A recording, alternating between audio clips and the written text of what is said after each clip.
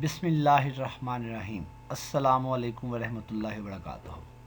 My dear friend, how are you? I will hope you will all find with the blessing of Allah Almighty. 10 class chemistry lesson number 13 आज हम start करेंगे. Chapter number 14 है environmental chemistry और chapter नाम हमारा the atmosphere. आज हम जो टॉपिक इसमें डिस्कस करेंगे वो है हमारा इफेक्ट ऑफ ग्लोबल वार्मिंग. कल हमने ग्रीन हाउस इफेक्ट और ग्लोबल वार्मिंग पढ़ा था. आज हम ग्लोबल वार्मिंग के इफेक्ट स्टडी करेंगे. साथ हम नॉर्मल रेन की डेफिनेशन करेंगे और एसर रेन की डेफिनेशन करेंगे. माय डियर स्टूडेंट्स, पहला इफेक्ट ऑफ ग्लोबल वार्मिंग होता है increasing atmospheric temperature. Global warming से एटमॉस्फेयर का टेम्परेचर इंक्रीज होता है. Accumulation of carbon dioxide in air.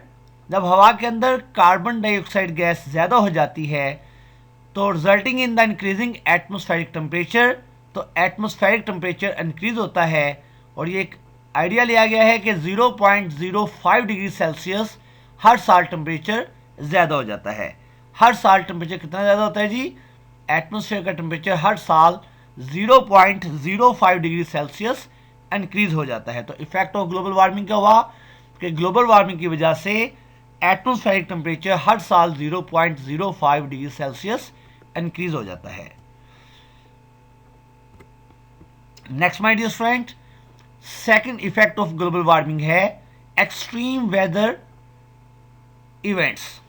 के मौसम बहुत शदीद हो जाते हैं जी ग्लोबल वार्मिंग की वजह से.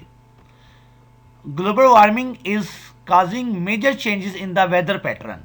ग्लोबल वार्मिंग की वजह से जो वेदर पैटर्न हैं, जो मौसम के आने के अंदाज हैं, वो बहुत ज़्यादा इफ़ेक्ट होते हैं. ख़ास तौर पे extreme weather events are occurring. शदीद किस्म के मौसम पैदा होते हैं more commonly and intensely than previously. आज से पहले जो गर्मी आती थी, जो समर होता था वो बहुत सीवियर होता था, लेकिन आने वाले सालों में समर और ज़्यादा सीवियर होगा. जो विंटर का सीज़न होता था वो बहुत ज़्यादा स्ट्रॉन्ग होता था, सीवियर होता था, और आने वाले सालों में विंटर और ज़्यादा सीवियर हो जाएंगी. विंटर में टेम्परेचर और ज़्यादा लो हुआ करेगा और समर में टेम्परेचर और ज़्यादा हाई हुआ करेगा. इसे कहते हैं extreme weather events.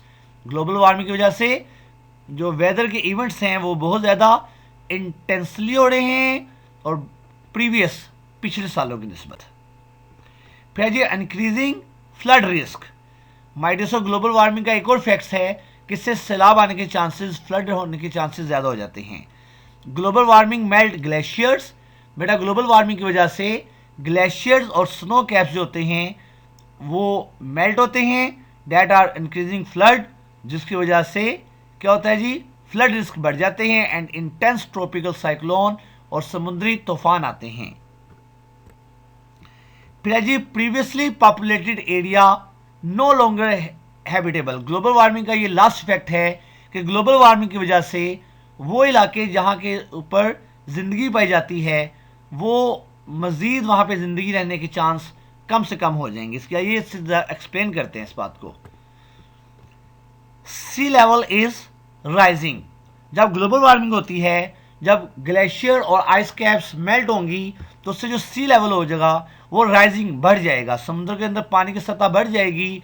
Due to which low lying areas वो एरियाज होते हैं जो कि समुद्र के पास लोग रहते हैं, जो सरफेस ऑफ दिस ओशन के लेवल के ऊपर रहते हैं, आर लायबल, जहाँ पे भी जिंदगी रहती है, टू बी सबमर्ज, वो डूब जाएंगे.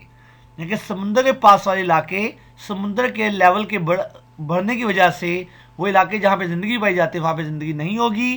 टर्निंग प्रीवियसली पॉपुलेटेड एरिया, वो इलाके जहाँ पे पहले ज़िंदगी थी, नो लॉन्गर हैबिटेबल, वहाँ पे ज़िंदगी अगले आने वाले सालों में, चंद सालों में वहाँ पे ज़िंदगी नहीं हो सकेगी, क्योंकि वो जो पॉपुलेटेड एरिया हैं वो सी लेवल राइज होने की वजह से वहाँ पे पानी ही पानी हो जाएगा. वो इलाके जहाँ के अभी आपको पॉपुलेटेड एरिया नजर आते हैं, लो लाइंग एरियाज, वो सबमर्ज हो जाएंगे और ज़िंदगी वहाँ पे सस्टेन नहीं कर सकेगी. नेक्स्ट ये आपको आइए एक डायग्राम से आपको टॉपिक समझाते हैं इफेक्ट ऑफ ग्लोबल वार्मिंग. देखें जी, इफेक्ट ऑफ ग्लोबल वार्मिंग क्या है? Melting of the glaciers and iceberg. जो आपके ग्लेशियर्स हैं और जो आपके आइसबर्ग हैं, आइसबर्ग वो हिस्सा होता है जो ग्लेशियर से सेपरेट हो जाए और समुद्र के अंदर मूव करना शुरू कर दे। ठीक है, जो ग्लेशियर क्या होता है? Glacier is the huge part of huge mass of ice. Ice के बहुत बड़े टुकड़े को ग्लेशियर कहते हैं, और ग्लेशियर का एक छोटा सा पीस जो ग्लेशियर से अलग हो जाए उसे आइसबर्ग कहते हैं। और ये समुद्र में या दरिया के अंदर तैरना शुरू कर दे, फ्लोट करना शुरू कर दे, उसे आइसबर्ग कहते हैं। जब आइस मेल्ट होगी तो उसकी वजह से rising of the sea level, समुद्र में पानी का लेवल ज़्यादा हो जाएगा, जिससे क्या होगा? Flooding of the low lying coastal area. वो लोग जो कि समुद्र की सतह के पास रहते हैं, समुद्र के पास रहते हैं, लो लाइंग एरियाज हैं, वो सैलाब का शिकार हो जाएंगे। सी डिफेंसेस ब्रेच्ड, इसका मतलब होता है जी जो समुद्र के असूल और कानून हैं, कुछ लोग उनको तोड़ देते हैं। वहाँ पे मेंशन होता है कि यहाँ पे आप लोग सस्टेन नहीं करेंगे, लाइफ नहीं गुजारेंगे, लेकिन कुछ लोग इन कानून को तोड़ते हुए लो लाइंग कोस्टल एरिया में अपनी लाइफ गुजारते हैं, जिससे जब फ्लड आता है तो उनके हैबिटेबल एरिया जो होते हैं वो लायबल नहीं रहते ज़िंदगी गुजारने के लिए। देखिए जी लास्ट पे है previously populated area no longer habitable. वो इलाके जहाँ पे ज़िंदगी पाई जाती है आने वाले कुछ सालों में जो कोस्टल एरिया के पास वाले इलाके उनकी बात हो रही है, वहाँ पे वो हैबिटेबल नहीं रहेंगे। ये हमारा इफेक्ट ऑफ ग्लोबल वार्मिंग का टॉपिक ख़त्म हो गया जी। आइए अब हम छोटे छोटे शॉर्ट क्वेश्चन करते हैं। एक क्वेश्चन करते हैं जी, define normal rain. Normal rain water is weakly acidic. जो नॉर्मल रेन वाटर होता है वो वीकली एसिडिक होता है क्योंकि उसके अंदर कार्बन डाइऑक्साइड गैस डिजोल्व होती है। एयर के अंदर कार्बन डाइऑक्साइड गैस होती है, जब वो एसिडिक रेन के अंदर डिजोल्व होती है तो उस वजह से वीक एसिड बनता है, कार्बोनिक एसिड बनता है जी H2CO3। इस एसिड रेन को नॉर्मल रेन कहते हैं। ये कैंसिल हो जाता है जी। PH of the normal rain कितनी होती है जी? 5.6 से 6 तक होती है। पीएच ऑफ नॉर्मल रेन कितनी होती है जी? 5.6 से 6 होती है, यानी कि ये एक वीकली एसिड की वैल्यू होती है। 7 न्यूट्रल होता है और 6 या 5.6 ये एक वीक एसिड होता है जी। आइए नेक्स्ट टाइम एक टॉपिक करके आते हैं, एस्ट्रिक रेन क्या होती है जी। माय डियर स्टूडेंट्स, इसको हम 3 स्टेप में एक्सप्लेन करेंगे। बर्निंग ऑफ फॉसिल फ्यूल जब आप करते हैं, जब आप फॉसिल फ्यूल को बर्न करते हैं तो उसमें ऑक्साइड ऑफ सल्फर और ऑक्साइड ऑफ नाइट्रोजन प्रोड्यूस होते हैं। रेन वाटर क्या करता है? रेन वाटर इस ऑक्साइड ऑफ सल्फर को कन्वर्ट कर देगा, जैसे देखिए SO2 सल्फर डाइऑक्साइड को कन्वर्ट कर देगा सल्फ्यूरिक एसिड में। और ऐसे ही NOx, ये एक्स जनरल वर्ड है, इस एक्स से मुराद NO भी हो सकता है और NO2 भी हो सकता है।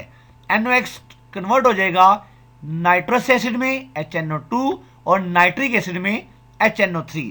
अब ये दो जो एसिड बन गए हैं, नाइट्रस एसिड, नाइट्रिक एसिड और सल्फ्यूरिक एसिड, ये क्या करेंगे जी?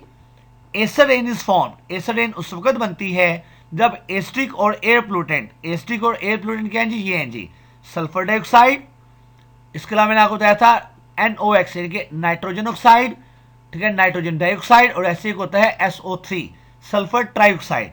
ये सारे एयर प्लूटेंट्स क्या करते हैं? ये सारे air pollutants such as sulphur dioxide, nitrogen dioxide, ये आपस में मिक्स होते हैं वाटर एसिड रेन के साथ और क्या करते हैं? रेन को एसिडिक बना देते हैं, रेन वाटर को।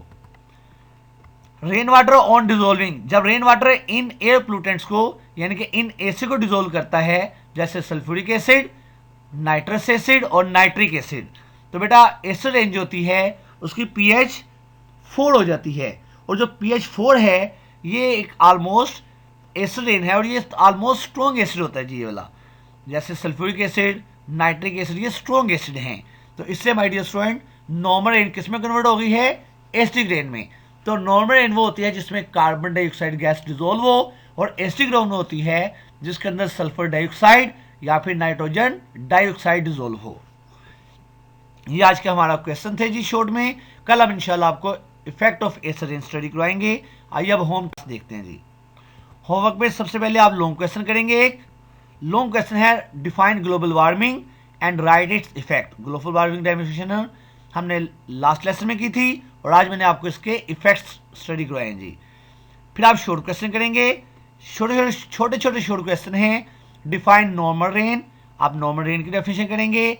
Define acidic rain, acidic rain की डेफिनेशन करेंगे। फिर आप बताएंगे right pH of normal rain, कि नॉर्मल रेन की पीएच कितनी होती है, 5.6 टू 6 होती है जी। फिर आप बताएंगे right pH of acid rain, acid rain की पीएच कितनी होती है जी, वेरी गुड जी, 4 होती है। ये माय डियर आज का हमारा लेसन था। मुझे उम्मीद है कि आपको बड़े अच्छे से आज का टॉपिक समझ लग गया होगा। अपना ख्याल रखिएगा, इंशाल्लाह नेक्स्ट प्रोसीडिंग के लिए अगले लेसन में तशरीफ लाएंगे। तब तक इजाज़त दीजिए। अस्सलामु अलैकुम वरहमतुल्लाहि वबरकातुहू।